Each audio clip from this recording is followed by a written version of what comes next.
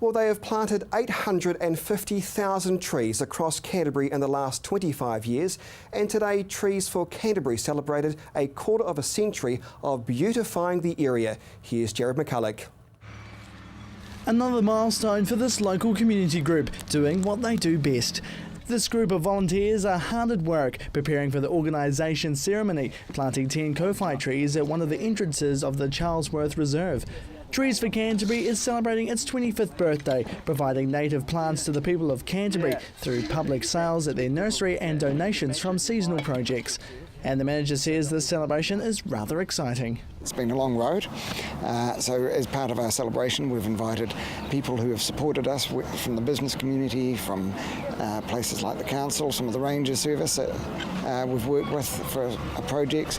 Steve has been working here since 1992 and says it's a great feeling seeing how far they've come from when they started on a shoestring budget. Longest job I've ever had, really, but it's, you know, to me I've been able to watch the whole project grow. The buildings that we had, which were old recycled Toyota car cases and Hessian sacking used for shade cloth, to what we've got now in the nursery, which is real buildings made out of real materials. My boots don't rot off my feet anymore, but it has been exciting, you know. When the organisation started, its aim was to employ, educate and regenerate their plants, providing knowledge and skills for their volunteers to take to their next workplace. And Steve says the helping hands of those who work for free are the lifeblood of the organisation.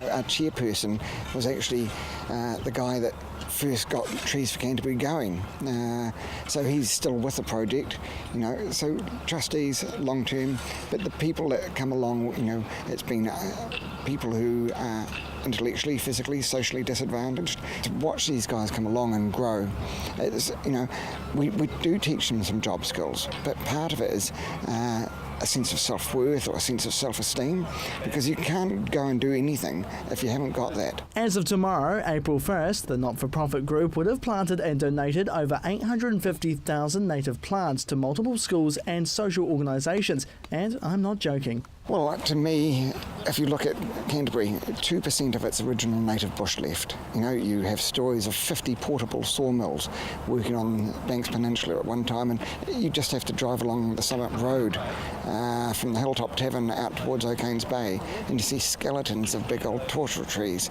You know, it's just devastating. He says they haven't moved from their Charlesworth Street base, continuing to operate after both the September 2010 and February 2011 earthquakes, but did encounter some other problems. The effects on us after the earthquake was we continued to do our projects, but the funding, which is where from plant sales to the community or to the public, no one wanted to plant trees in their back garden if it was full of liquefaction or if their house was broken.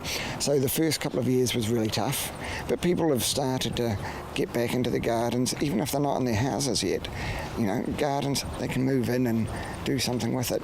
Around 150 people are set to turn up to the ceremony, and this won't be the last project here.